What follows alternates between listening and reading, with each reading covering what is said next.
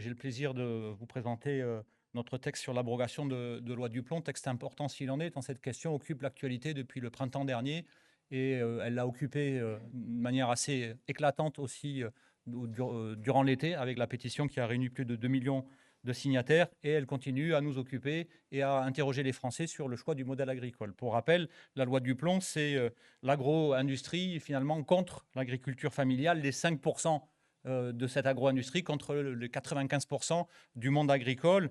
Et donc, c'est vraiment un choix qui nous est posé, une question vraiment démocratique sur le modèle qui nous est proposé. Cette loi Duplon, c'est le privilège accordé aux quelques-uns qui utilisent ou usent de la ressource via des méga-bassines, donc la ressource en eau, qui est une fausse solution de l'avis même de tous les experts qui ont travaillé sur le sujet, tant que ça ne répond pas aux défis du changement climatique.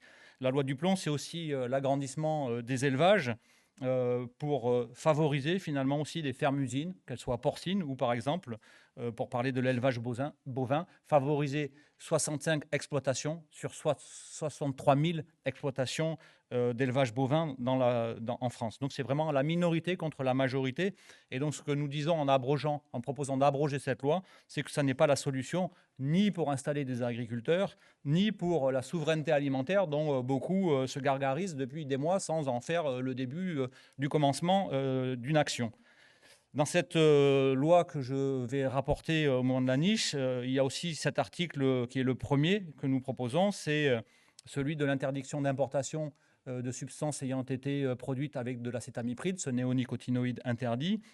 Cet article 1, pour moi, c'est la traduction de ce que des gens conséquents comme nous doivent faire pour protéger nos agriculteurs. Ce n'est pas ces positions à géométrie variable du Rassemblement national qui sont contre le Mercosur, mais qui sont pour le dumping normatif et qui prétendent qu'on pourrait lutter contre des normes ou s'aligner sur des normes qui sont en vigueur, par exemple, en Turquie ou en Roumanie ou en Ukraine.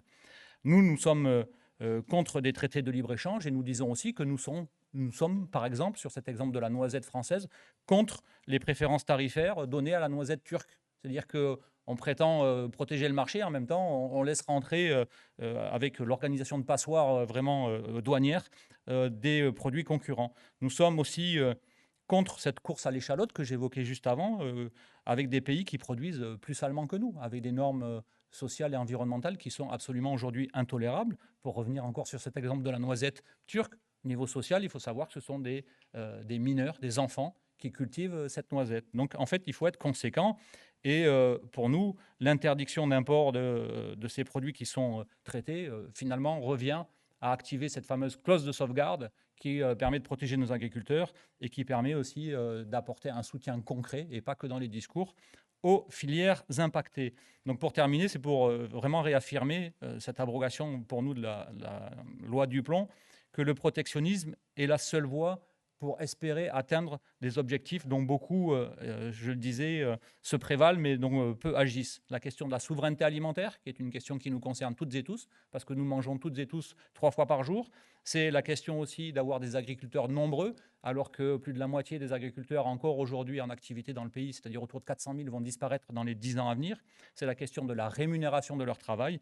Et puis enfin, c'est évidemment la seule voie pour aujourd'hui préserver ce qu'il y a de plus cher pour nous, à savoir la santé publique, la santé de nos concitoyens, de nos concitoyennes, de nos enfants, des adultes qui, face aux épidémies de cancer du pancréas, de cancer du sein, vous avez des exemples, malheureusement, chacun d'entre vous, dans vos familles. C'est ce que nous devons faire pour être conséquents et concrets sur cette question du modèle agricole. Je vous remercie.